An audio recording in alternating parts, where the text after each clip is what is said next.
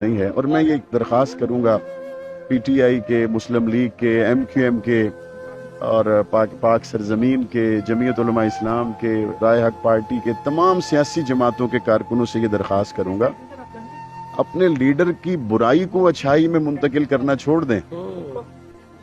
اچھائی اور برائی کا معیار اپنے نبی کو رکھیں۔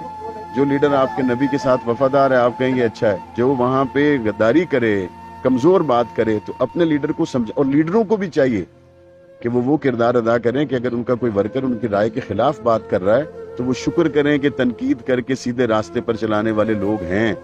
حضرت ابو بکر صدیق رضی اللہ تعالیٰ عنہ نے کہا، اگر میں رسول اکرم صلی اللہ علیہ وسلم کے طریقے پر نہ چلوں تو تم میری پیروی کرو گے؟ تو جواب میں صحابہ اکرام نے وہ نہیں کہا جو آج کل پارٹیوں کے ورکر کہتے ہیں جی ہم لیڈر کے ساتھ ہیں، نہیں، انہوں نے کہا اگر رسول اکرم کے طریقے سے ہٹو گے ہم تلوار کی نوک سے تمہیں سیدھا کریں گے۔ اس لیے جو معیار ہے وہ پارٹی لیڈرشپ نہیں ہونی چاہیے، رسول اکرم ہونا چاہیے، صحابہ اہل بیت ہونا چاہیے، قرآنی اصول ہونے چاہیے۔